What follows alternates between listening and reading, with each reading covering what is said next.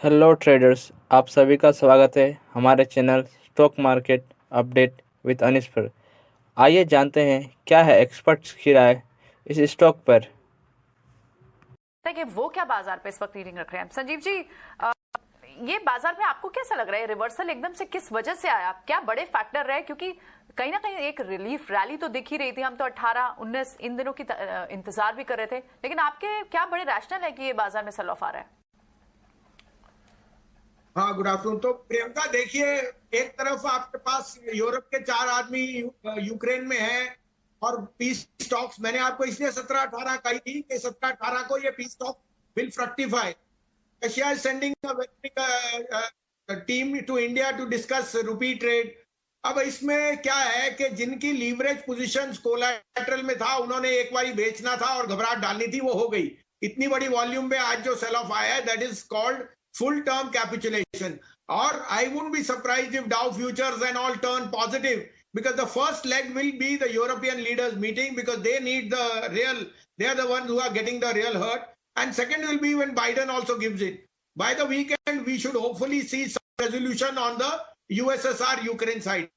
Iska matlab crude and other commodities sell off and inflationary pressures come down.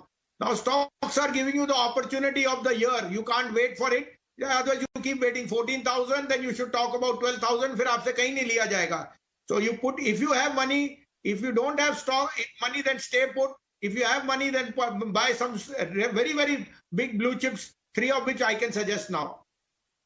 Absolutely Sanjeev ji, क्या starting of the week में भी संजीव जी ने ये तो कहा था कि इस हफ्ते को आप छोड़ दें, इस हफ्ते में आपको वोलेटिलिटी दिखेगी और इस हफ्ते के एंड तक शायद कई सारे मैक्रो फ्रंट पे, ग्लोबल फ्रंट पे सिचुएशन में ईज आउट होती दिखेगी, चाहे वॉर फ्रंट पे हो, इन्फ्लेशनरी प्रेशर को लेकर फेड के जो रेट हाइक्स है वो सब भी हो सकते हैं, वो सब फैक्टर इन हो गए बाजार पर। तो ये बिल्कुल कॉल्स बताएं संजीव जी आपकी। तो टाइटन लीजिए, यहाँ पे 2050 में स्टॉप लॉस 1975, टारगेट ऑफ 2250,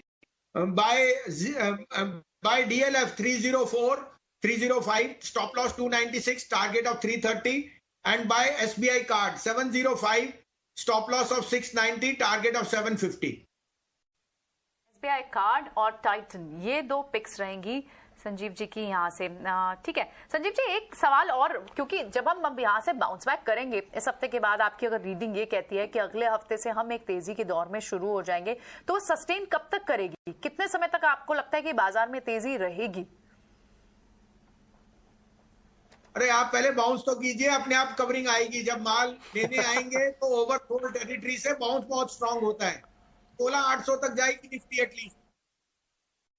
800। तो और कौन से स्पेसेस आपको लगते हैं कि यहाँ सबसे पहले बाउंस पाएगा? क्या हेवी वेट्स होंगे या फिर कोई सेक्टर पसंद करेगा बाजार? कहां पर नजर होनी चाहिए? IT, metals and mid cap. ठीक है, आईटी मेटल, बात तो कन्विक्शन से करते हैं संजीव जी, हमें मजा आ गया। आईटी और मेटल बताइए, यहाँ पर अभी कोई बात नहीं कर रहा है इस बात की, लेकिन संजीव जी इस बात पे बुलिश है। संजीव जी, ये मेटल्स पे मैं आपको समझना चाहूंगा कि मेटल्स जिस हिसाब से प्राइस नीचे आए हैं और सेलर की, बाजार में सेलर्स की नंबर बढ़ती जा रही है, क्योंकि बहुत मल्टी ईयर बुल रन चल रहा था, आपको लगता है वो रिज्यूम करेगा? अजय जी, आज नहीं तो कल चाइना में लॉकडाउन खुल जाएगा, फिर क्या होएगा? वहां पे भी पेंट अप डिमांड है, इंडिया में भी आप देख रहे हो। एंड थर्डली, अगर रशिया यूक्रेन में पीस टॉक्स हो गई, the rebuilding of Russia and Ukraine on the damage side will see huge demand for metals, particularly steel and ferrous metals. So I am very, very confident that demand will see a surge in prices. Demand is anyway been limited. Abhi thoda sa export tax and so on.